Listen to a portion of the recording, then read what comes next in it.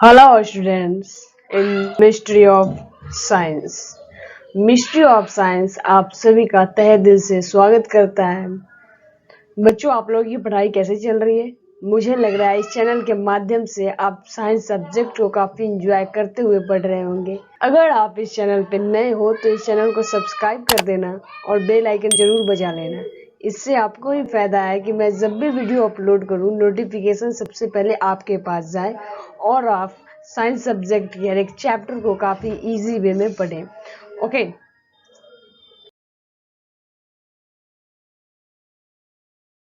सो बच्चों, ये जो वीडियो है हमारा वो 7वां वीडियो है और वो भी क्लास 8 का चैप्टर 1 हम लोग पढ़ रहे थे जिसका नाम क्रॉप प्रोडक्शन एंड मैनेजमेंट है। हमने इस चैप्टर पे 6 वीडियो को कवर कर लिया है। ओके, और उन सारे वीडियोस का लिंक आपको डिस्क्रिप्शन बॉक्स में मिल जाएगा या फिर आप आई बटन को क्लिक करके उन सारे वीडियोस का प्लेलिस्ट देख सकते हैं। मैं बता दूं कि इस चैनल के माध्यम से आपको क्लास 8 से क्लास 12 तक की साइंस सब्जेक्ट, चाहे वो फिजिक्स हो, केमिस्ट्री हो या बायो हो, की हर एक चैप्टर्स को काफी इजी वे में कवर करके देने वाला है। ओके, सो हम लोग स्टार्ट करते हैं आज का वीडियो। हमारा छठा टॉपिक है इरिगेशन, मतलब पौधों को सिंचाई करना, पौधे को समय अनुसार पानी देना।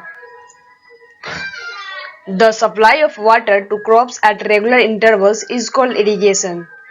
पौधों को, फसलों को एक नियम अनुसार, एक समय अनुसार, निश्चित अंतराल पे पानी देना ही इरिगेशन कहलाता है।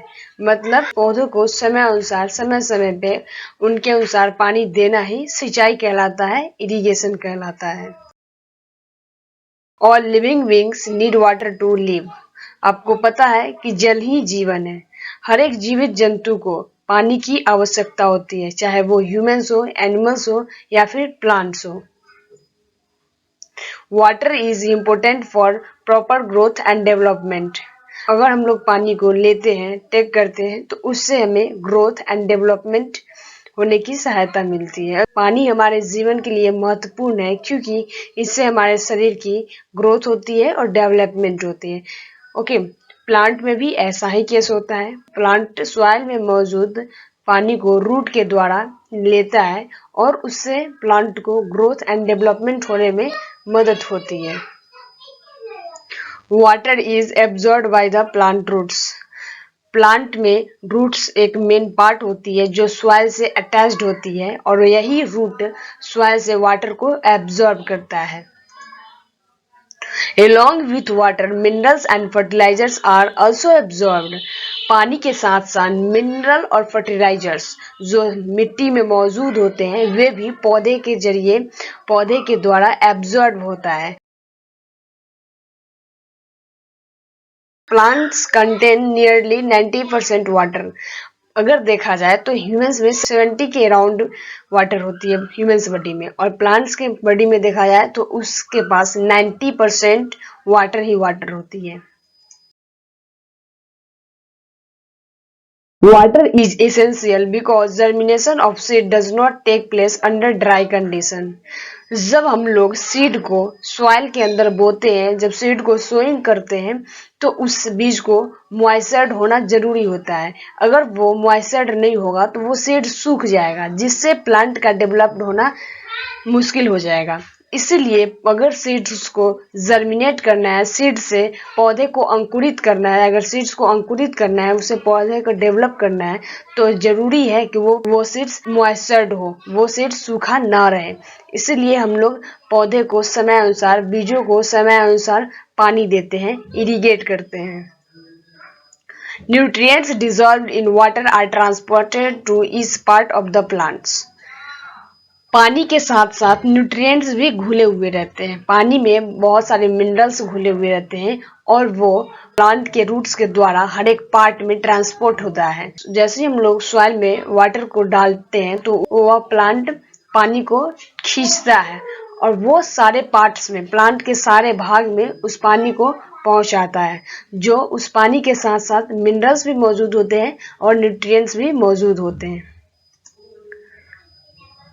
Water also protects the crop from both Frost and hot air currents. अगर हम लोग पौधे को समय अनुसार पानी देते हैं तो वो लू जो गर्म हवा बहती है वो उससे बचाती है। इससे क्या होता है कि जैसे हम लोग पानी को पौधे में डालते हैं तो पौधा नमी युक्त बना रहता है, पौधे में पानी की मात्रा बनी रहती है। और अगर गर्म हवा बहती है तो पौधा झुलस नहीं पाता है, क्योंकि पौधे में निश्चित मात्रा में पानी है और वो हॉट एयर के प्रति पौधे को केयर करती है। To maintain the moisture of the soil for healthy crop growth, fields have to be watered regularly. मिट्टी को मॉइस्चर बनाने के लिए और फसल को हेल्दी ग्रोथ होने के लिए हमें फील्ड्स को समय समय पर पानी देना जरूरी होता है। अगर हम फसल को समय समय पर पानी देते हैं तो वो फसल सूख नहीं पाता है या फिर झुलस नहीं पाता है। हम अगर पौधे को पानी समय अनुसार देते हैं तो पौधे में पानी की मात्रा निश्चित होती है, पौधे में पानी की मात्रा बरकरार होती है, जिससे वो हेल्दी ग्रोथ कर पाता है। ओके, एंड डेवलप करके हमें काफी अच्छी मात्रा में लार्ज स्केल में क्रॉप का प्रोडक्शन करके देता है। सो हमें समय समय पे निश्चित समय अंतराल पे पौधे को पानी देना चाहिए, पौधे की सिंचाई करनी चाहिए। The time and frequency of irrigation varies from crop to crop, soil to soil and season to season. पौधे अपने अनुसार से पानी लेते हैं। कुछ ऐसे पौधे होते हैं जिन्हें काफी मात्रा में पानी चाहिए होती है और कुछ ऐसे पौधे होते हैं जिन्हें कम मात्रा में पानी चाहिए होती है। इसलिए हमें फसल के अनुसार और मिट्टी के अनुसार और मौसम के अनुसार ही फसलों को पानी देना चाहिए, क्योंकि बरसात के मौसम में बारिश होती है, स्वतः पानी पेड़ों में लग जाती है और हम उस वक्त अगर पेड़ों को पानी डालते हैं तो वो पौधा ज्यादा पानी के कारण सूख सकता है। इसलिए बरसात के मौसम में हम लोग कम ही मात्रा में पानी पौधों तक पहुंचाते हैं। लेकिन अगर वही देखा जाए कि चिलचिलाती धूप हो और उसमें हम लोग पानी पौधे को नहीं डालते हैं तो वो पौधा सूख जाता है। इसलिए हमें समय अनुसार, समय को देखकर, मौसम को देखकर और क्रॉप को देखकर उसके अकॉर्डिंग ही हमें पानी देना चाहिए। क्योंकि आपको पता होगा कि जब हम लोग धान की खेती करते हैं तो काफी मात्रा में हमें उन पौधे को पानी देना होता है, क्योंकि जो धान होता है वो ज्यादा पानी में ही उग पाता है, ज्यादा पानी में ही हेल्दी ग्रोथ कर पाता है। इसलिए हम लोग धान को ज्यादा पानी देते हैं। लेकिन अगर गेहूं की बात की जाए या फिर मूंग की बात की जाए तो उनको कम मात्रा में ही पानी चाहिए होती है। इसलिए हमें ये ध्यान रखना होगा कि जब भी हम प्लांट्स को इरिगेट करें, जब भी हम लोग प्लांट को पानी दें तो उस फसल के अनुसार और मौसम के अनुसार ही हमें देनी चाहिए। In summer the frequency of watering is higher. गर्मियों के मौसम में पानी की मात्रा ज्यादा कर देनी चाहिए, क्योंकि गर्मियों के मौसम में धूप काफी ज्यादा होती है, चिलचिलाती धूप होती है और वो पौधे को झुलसा सकती है। इसलिए हमें ज्यादा मात्रा में पानी देनी होती है, जिसके कारण पौधा में वाटर मेंटेन रहे। Sources of irrigation. अब हम लोग इस टॉपिक के बारे में बात करते हैं कि सोर्सेज ऑफ इरिगेशन कौन कौन से हैं। सोर्सेज ऑफ इरिगेशन का मतलब सिंचाई करने के कौन कौन से स्रोत हैं। सिंचाई करने के स्रोत वे ऐसे कौन कौन से साधन हैं जिनसे हम सिंचाई कर सकते हैं, पौधों तक पानी पहुंचा सकते हैं, तो उन सारे के बारे में हम लोग जानते हैं। The sources of water for irrigation are wells, tubewells, ponds, lakes, rivers, dams and canals. जो पानी के स्रोत हैं, जो सिंचाई के साधन हैं, वे वेल्स है, ट्यूबवेल्स है, पॉन्ड्स है, लेक्स है, रिवर्स है, डैम्स एंड कैनल्स है। मतलब कुआं, चापाकल, तालाब, झील, नदी, नहर और नाला, ये सारे एग्जाम्पल्स सोर्सेज ऑफ इरिगेशंस के हैं। इन सारे सोर्सेज के मदद से हम लोग क्रॉप्स को वाटर्ड कर सकते हैं, इरिगेट कर सकते हैं। Traditional methods of irrigation. सिंचाई करने के पारंपरिक तरीका। वैसे बहुत सारे ऐसे तरीके हैं जिनका हम लोग उपयोग प्राचीन समयों से करते आ रहे हैं, उन्हीं को हम लोग ट्रेडिशनल मेथड्स कहते हैं। उन्हीं का यूज हम लोग ट्रेडिशनल मेथड्स कहते हैं। ओके, तो अब जानते हैं ट्रेडिशनल मेथड्स ऑफ इरिगेशन के बारे में। The water available in wells, lakes and canals is lifted up by different methods in different regions for taking it to the fields. जो पानी कुआं, झील और नहर में मौजूद हैं उन सारे सोर्सेस से हम लोग पानी को लिफ्ट करते हैं, मतलब पानी को निकालते हैं। कुआं से, झील से और नहर से हम लोग पानी को निकालते हैं और फिर उसे ले करके फील्ड्स में जाकर के क्रॉप्स को पानी देते हैं। Okay, cattle or human labor is used in these methods, so these methods are cheaper but less efficient. Cattle or human labor is used in this method, so these methods are cheaper but less efficient. कुआं, झील और नहर में मौजूद पानियों को हम लोग लिफ्ट करते हैं, मतलब उनसे बाहर निकालते हैं और उन पानियों को मवेशियों या जानवरों द्वारा ढोया जाता है और फिर जाकर के उन पानियों क्रॉप के पास पहुंचाया जाता है। कुआं, झील और नहर से पानी को निकालते हैं और फिर खुद ढोते हैं या फिर जानवरों द्वारा ढोआते हैं और फिर जाकर के उन पानियों को फील्ड में लगे हुए क्रॉप्स को वाटरिंग करते हैं। तो ये तो हमारा चीपर है ये, लेकिन ये बहुत ज्यादा मेहनत वाली काम होती है और लेस एफिशिएंट होती है। इससे हम लोग पर्याप्त पानी नहीं पा सकते, क्योंकि हम अगर दूरी पे अगर नहर, झील, तो हमें बहुत देर लग सकती है। एक बाल्टी पहुंचाने में, एक बाल्टी खेत तक पहुंचाने में हमें काफी ज्यादा समय लग सकता है। Okay, the various traditional ways are moat, pulley system जिसे कहते हैं। सेकेंड हमारा चेन पंप, थर्ड हमारा ढेकली एंड फोर्थ है राहत लेवर सिस्टम। यहाँ पे आप लोग इसका पिक्चर देख सकते हैं, ये मोड का पिक्चर है कि देखिए यहाँ से कुआं से पानी निकाला जा रहा है और फिर यहाँ पे देख सकते हैं कि यहाँ पे नीचा कर दिया गया है, जमीन को खोद करके एक कैनल बना दिया गया है, नाला बना दिया गया और फिर वहां से पानी को निकालकर इस नाला में डाला जाता है और वो नाला खेतों तक जाकर खुलती है। और जैसे ही हम लोग यहाँ से पानी निकाल करके इस नाला में पानी डालते हैं, वो नाला खेत में जाकर के खुल जाती है। ओके, और इस नाला के जरिए पौधों को डायरेक्ट वाटर मिल जाती है। तो ये था हमारा मोट, यही एक सोर्सेज है, ये एक ट्रेडिशनल सोर्सेज के अंतर्गत आता है। तो आप इसका पिक्चर देख सकते हैं।